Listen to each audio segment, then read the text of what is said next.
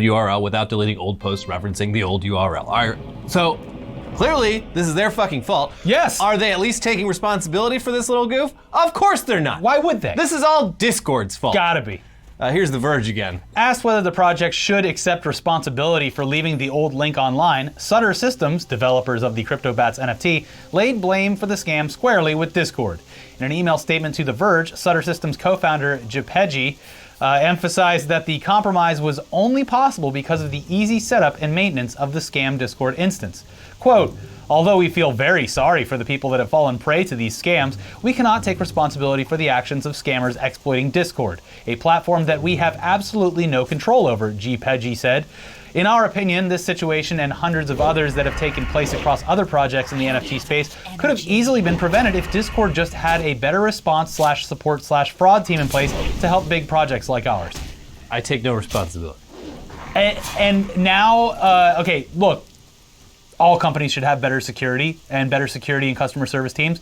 But the fact that just Discord has been used by all of these NFT projects. It's Discord's responsibility to watch out for the rampant scams inherent to our business. Yes. It's their responsibility. And not even reactive, proactive responsibility. Yeah. And it's their security measures could be a lot better, sure. But this is just the most obfuscation of guilt thing ever. It's Discord for gamers, or it's Slack for gamers. It's a chat app for talking to people while you play video games. Yes. You're asking a gamer chat service to protect you from fraud that's inherent in what you're doing. Yeah. I don't know, but yeah, I mean, I'm sure it could probably be wise for Discord to make it so that recently used URLs can't immediately be reused. Sure. But it's pretty stupid to assume that that's already the case. I mean, when you change your Twitter handle, that handle immediately becomes available for someone else to use. Mm-hmm. You would think that the supposedly tech-savvy people behind a project like this would know better, but no. Anyway, in case you're wondering about the art, here you go. They're pixelated cartoon bats, all in the same pose, but featuring different colors and hats and shit. Same old, same old. Yeah. People seem to be trying to sell them for around $6,000 a pop these days, but they're only really going for around half that much, and the sale prices have steadily been on the decline since CryptoBats launched last week. Maybe that's just due to the overall slump in Ethereum prices and just crypto prices in general, or maybe that's just people bought the hype and now they're like, well, all I have is a fucking bat. I don't know. And look, the crypto might bounce back. It probably will over the long term, just like the stock market. But it is funny. It is funny that right when the Crypto.com arena gets its name changed from Staples Center, right before Snoop Dogg's about to do a NFT cameo in the Super Bowl halftime show, right when Matt Damon is all over your TVs telling you that risk gets the reward. Fortune favors the bold, or whatever the fuck he says. At the pinnacle of getting the mainstream into crypto, it just nosedives. Yeah, it's especially funny. A couple athletes have chosen to take their salary in Bitcoin. Bad idea now. So now they're going to owe taxes on the original value in dollars of what they got paid, but what they actually have is significantly less.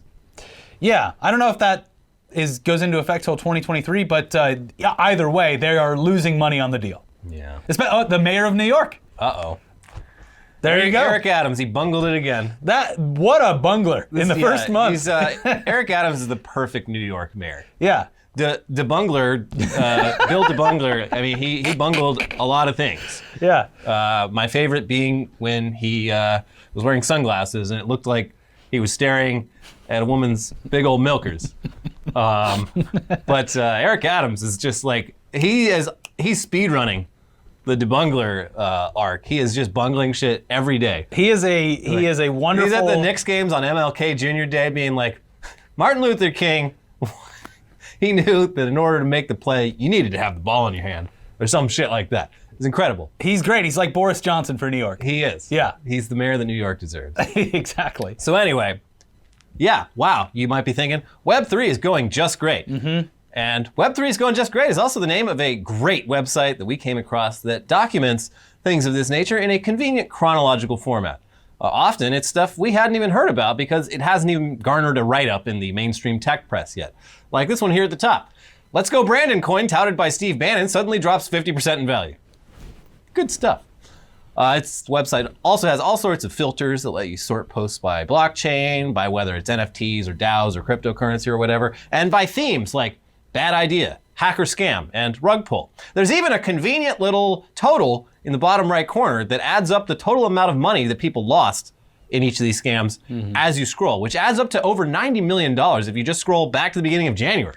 It's a fun website. Anyways, a great website and Twitter account to follow if coiners taking L isn't scratching your schadenfreude itch enough. But what else have they got from the past week or so? Oh, here's a good one. Promised NFT game Blockverse rug pulls 500 ETH, $1.2 million. Blockverse, a project that promised to build a play-to-earn game on top of Minecraft, rug pulled 2 days after launch. The initial NFT collection sold out in only 8 minutes, even though the project creators hadn't even begun to develop the game they were promising. The creators rug pulled 2 days later, taking the 500 ETH, or $1.2 million, and deleting the project website and Discord server. Boop. See you gamer dorks later. Yeah, and honestly, anyone willingly spending money to support play-to-earn gaming and getting scammed in the process gets no sympathy here whatsoever. Games are supposed to be fun, and you're trying to turn that shit into a job. Fuck that. Unless it's American Truck Simulator. Yeah. Or Euro Truck Simulator, or the various amounts of training simulators. We don't need virtual truckers. We need real truckers. Yeah. Well, only if you're 18. My economy is in trouble. My favorite part of that story is that autonomous truck driving is not an immediate future, but very near. So they're just ruining the potential long-term business goals of a bunch of 18-year-olds. I don't think level, what is it? Tier 5? Tier 4? Yeah. I don't think it's coming. It's one of those things that the more they work on it, the more they realize how difficult it is. We should just build trains. The unknown unknowns. Yeah, like, here's an idea. Imagine if all of those big rigs you see on the interstate were all just connected together in one dedicated sort of thoroughway or whatever, whatever the word would be for that, and not only that, and stacking multiple trucks on top of themselves. Multiple trucks on top of each other, no traffic, just A to Z with a few stops in between. Imagine. Crazy. Anyway, here's more on the Blockverse rug pull from UK outlet NME.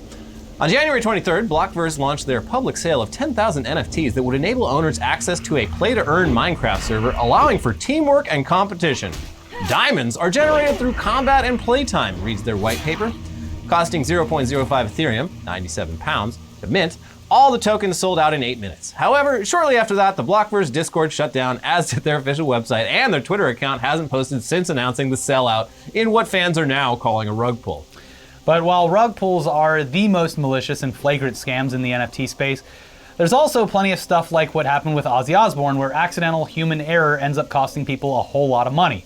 And that's the case with another story that we found on Web3 is going just great. People losing their Bored Apes due to a glitch in NFT marketplace OpenSea, in which canceled sale listings weren't actually canceled.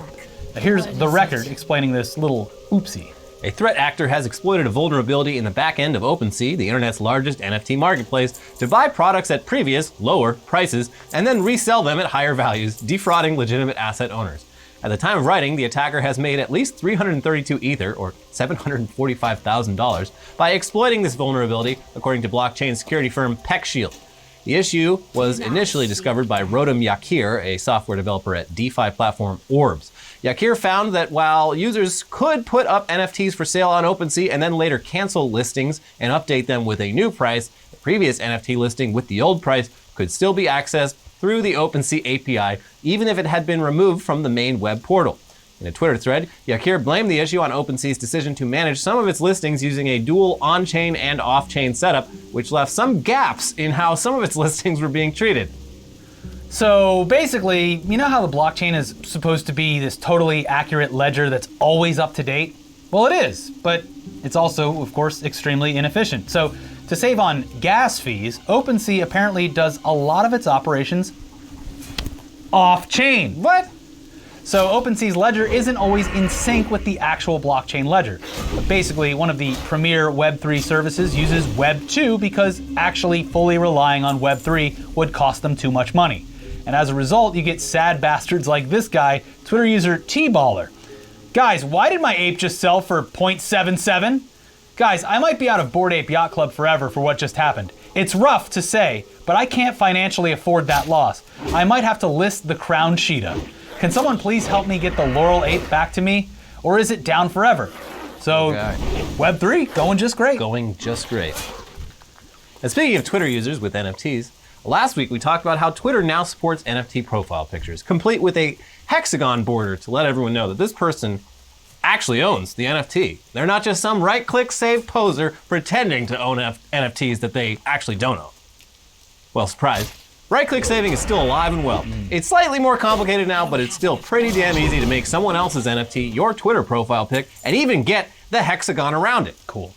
Now here's some Bored Ape guy explaining. There's actually a major problem with the new Twitter PFP feature. It appears to work for any NFT in your collection, not just verified collections. That means someone can just right-click save any NFT, mint it, and then use it as their profile picture. Sad face. You were so close, Twitter. Why? Well, this obviously sounds like a job for the NFT police. Let me see that wallet. Yeah, literally the wallet inspector. Yeah. That's going to be, that was a joke 20 years ago, and it's becoming a reality, and I hate it. I love it, kind of. I mean, I hate that we've reached this point, but yeah. And also, like, that's the thing that's, like, so annoying about, like, everyone's just like, oh, well, these guys, they only make fun of the JPEG art version of NFTs when the real future is, you know, concert tickets and deeds. A bunch of things contracts. I can already do just as easily without the blockchain. Yeah, it is, again, look, sure, maybe, I don't know, I guess, but things have been going fine for a while now with all of that stuff. Yeah, and like... Also, why are you giving more power to, like, Ticketmaster? They already have a system in place where they get paid like 5 times for every ticket that's sold or resold. Yeah. Anyway, Mashable reporter Jack Morse demonstrated this cool new trick in an article. He wrote, approximately 24 hours after Twitter announced the new hexagonal NFT profile pic feature, I was able to get a CryptoPunk lookalike NFT as my official Twitter profile picture, hexagonal and all. The process was relatively straightforward. It required taking an image, in this case some pixel art styled after CryptoPunks that I made in MS Paint, uploading it to the NFT Marketplace Rarible, and minting it onto the Ethereum blockchain by sending it to a cryptocurrency wallet I control. Then I simply had to link the NFT to my Twitter account. While this pixelated image is merely in the style of CryptoPunks, there would be nothing to stop someone from right-click saving official Bored Apes or CryptoPunks and doing the same thing. What's that sound I heard? It's Jimmy Fallon fighting someone over his stealing his Bored Ape? That's a stolen ape! Hey! Get back here. Give back! That's not your ape! That's my ape! He paid like $250,000 for that ape. Yeah, that's when people were like, these apes are enough to feed a family for a week. I was like, no, try years. Yeah. Yeah, like insanity. Anyways, as you've noticed by now, most NFTs are absolutely tasteless aesthetically. But we've seen plenty of examples of NFTs that are also tasteless in other ways, like the Bob Ross and Stan Lee NFT cash grabs. But you ready for a new low? Remember back in 2015 when a bunch of terrorists showed up at the Bataclan music venue in Paris and murdered 130 people? It's still one of the most horrific mass casualty events in recent memory. But one survivor of the attack recently had the pleasure of discovering that an X-ray of her bullet-ridden arm was being sold as an NFT by the surgeon who operated on her. So this has multiple layers of fucked up to it. First off, he is exploiting a horrific tragedy for profit. But secondly, this is a medical doctor just blatantly violating the most basic ethical guidelines of his profession. So the NFT listing even included the information in the description that the arm belonged to a young woman whose boyfriend was killed in the attack. Jesus. And now the NFT sale has been pulled due to all this controversy. The woman's probably gonna sue, and she's got a pretty good case. And also this doctor is probably gonna face criminal prosecution and maybe even lose his ability to practice medicine. So hope it was worth it, jackass. It's completely blowing up in his face, and good fucking riddance. But speaking of good riddance, with Facebook's latest pivot to metaverse stuff and all their various scandals over the past couple of years, we've all kind of forgotten that at one point they were trying to get into the cryptocurrency space with something called Libra, which later had its name changed to Diem. because Facebook's Libra plans received so much backlash. It wasn't the worst idea. I mean, it was pitched as a stable blockchain-based alternative to stuff like Western Union and Venmo, but the Facebook Association was a pretty clear deal breaker for most people. And the project has been in a mostly dormant state for a while after a bunch of big partners like Visa and MasterCard bailed. And now it sounds like it might be fully dead. Good. Here's Ars Technica. After years of effort, Meta's cryptocurrency initiative has collapsed under the weight of regulatory scrutiny. The Diem Association, formerly known as the Libra Association, is considering selling its assets and returning money to investors, according to a Bloomberg report. There's not much to sell, though. The company doesn't have much in the way of physical assets, just some intellectual property. Perhaps the most valuable part of the association is its engineers. Diem is reportedly looking for a new home for them. The final nail in the coffin came when Federal Reserve officials said they weren't sure if they would allow the bank affiliated with the project to issue the stablecoin. Libra/Diem, faced with the specter of a regulatory crackdown, had reached the end of the road. Meta still owns about a third of the Diem Association, according to the Bloomberg report. Other members were supposed to pay in, though it's not clear how many, if any, did. Imagine suing a company and being like, "Oh, I'm sorry, we don't have any money. But we do. What we do have is plenty of intellectual property that was never used, which is, I think, more valuable." Invaluable. Yeah. So can't put a price on intellectual property. I mean, you can, but yeah, if it was something like Mickey Mouse, but not something that never launched. I saw a great thing. I don't know who said it, but they're like, everyone should start minting NFTs of Mickey Mouse. Yeah. And that'll shut this whole thing down. Lickety split. Or NFTs of the Prophet Muhammad. Oh, fuck. Yeah. You really want this to stop? What about Mickey Mouse as Muhammad? Or Mickey and Muhammad hanging out together? Well, someone out there is bound to do it. I'm going to start a collection of 10,000 variations on Mickey Mouse and Muhammad hanging out. We should stop this conversation right now. All right. Yeah, one last crypto story, though, before we finally move on to other things. A little update on Jimmy Fallon's little Bored Ape segment on his show that we talked about in our previous episode. If you missed it, basically Jimmy Fallon and Paris Hilton talked about how much they love their bored apes, while the audience just kind of sat there thinking, I guess this is what rich people are into. For me, no, I'll keep the live, laugh, love sign hanging above the door. Yeah. But the LA Times looked into it further and concluded that Jimmy Fallon may have actually been in breach of his parent company's ethics guidelines by essentially hyping up an NFT project on his show, which is literally what I said on the last episode. I was like, I think that maybe NBC should have a problem with this because he's kind of pitching a pyramid scheme on their network. So good to see someone just picked at that thread a little bit. Here's from the article that we previously mentioned. Digital sleuths have deduced that Fallon probably purchased the Primate pick last November for about $216,000, or rather purchased a record on a digital blockchain ledger saying he owns it. Hyping it up on his show may well boost its asking price even higher if he ever tries to resell it, which is where things get tricky. A workplace policy set out by Comcast, the parent company of The Tonight Show network NBC, asks employees to not let outside interests or activities interfere with their business judgment or responsibilities to the company. Another policy within NBC Universal mandates that all employees disclose and obtain approval for all outside work, financial interests, and other personal activities/relationships that may create or appear to create a conflict. The same policy says that employees should not use company info, resources, time, etc. for personal benefit. If Fallon's use of Showtime to flex his ape were to boost its resale value, it would seemingly be a case of using company resources for personal benefit. NBC, they told the Times, though, that Jimmy Fallon was in the clear here because hosts are allowed to promote outside projects such as books and movies, though as the article points out, a bored ape is neither of those things and is just a financial asset whose value is closely tied to promotion from influencers like Jimmy Fallon. One could argue that what Fallon did isn't very different than if he dedicated a segment to hyping up Tesla stock or something like that. But NBC doesn't see it that way, at least for now. The article did have one very interesting revelation, though. Apparently, Ben McKenzie, the actor known for shows like The OC and Gotham, has gotten really into crypto, except unlike most of his fellow celebrities, he's taken the exact opposite approach and become a prominent NFT skeptic. He must have got burned. Yeah, I don't know what happened, but this fucking rules. Ryan from The OC, I always knew he was a good one. Yeah, he probably had like a Lazy Lion or something stolen from him. And he had like a weird name on Twitter. Now like he's made it his fucking mission. Yes, he is a anti-NFT superhero. He's the Commissioner Gordon of the NFT world. Here's the article. I don't love the idea of luring people in thinking they're going to get wealthy off of trading NFTs, actor Ben McKenzie said. The former star of the OC and Gotham has recently been campaigning against aspects of the celebrity-endorsed crypto economy.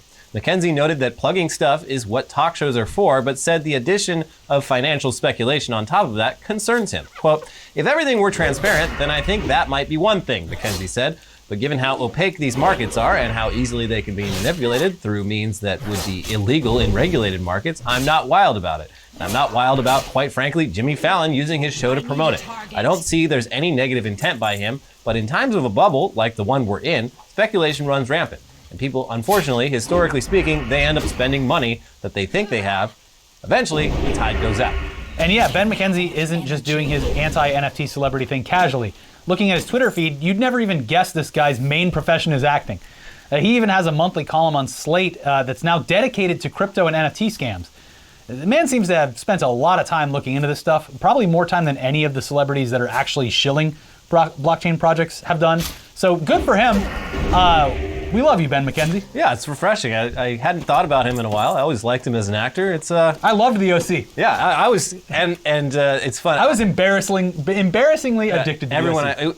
So this was especially true. I'm from Orange County. Yeah. When they first announced that show, everyone was like, "Fuck this show." No one, first of all, no one calls it the OC. Now they do because of the fucking show. They used to just call it OC. There was no the. So we were like, what are these people? These Hollywood, these city slickers up in LA think they know what Orange County is about, and they can't even get the name right. Like, what is this shit? And the show is very, it's trash. It's very inaccurate. It has nothing. It is a soap opera. Yeah. It was a primetime soap opera. Yeah, and it got real bad after a couple seasons. But yeah, once it started, it's like, oh man, this is actually pretty good. Yeah. A poor boy from Chino, Yeah. going all the way to Newport Beach to make it big. Yeah. Wow, how's he gonna fit in with these high schoolers? Oh, They're from the same county, but from different worlds. He's gonna have some trouble. Yeah, so good for Ben McKenzie. I also think I feel like if you dug a little bit deeper, maybe he did buy it, but this also could be an asset that's actually owned by NBC. That was purchased for his show. I mean, maybe, but I don't see how that would change anything, Fallon's but got still. millions and millions of dollars, and yeah. This is just the latest rich guy trend. Steph Curry, all these fucking Gwyneth Paltrow. Steph Curry can do whatever he wants. Gwyneth Paltrow just bought a fucking ape. Like it's the new status symbol. It's these people have no problems. Does in the their ape lives. smell like her vagina? Not yet. You gotta apply the mutant serum. Anyways, we've got the non-NFT news half of the show coming up in just a second. But first, a word from our sponsor who deals in physical goods. Yes. And they feel great. Fungible physical goods. Yes, that is, of course, Mack Weldon. Now, it's no secret that we all want to look our best this winter, right? Mack Weldon is the expert when it comes to essential clothing that's perfect for the cold. Whether you need a legit warm shirt or are looking to upgrade your sweats collection, Mack Weldon has exactly what you're looking for. And if that's not convenient enough, well, let me tell you about Mack Weldon's daily wear system.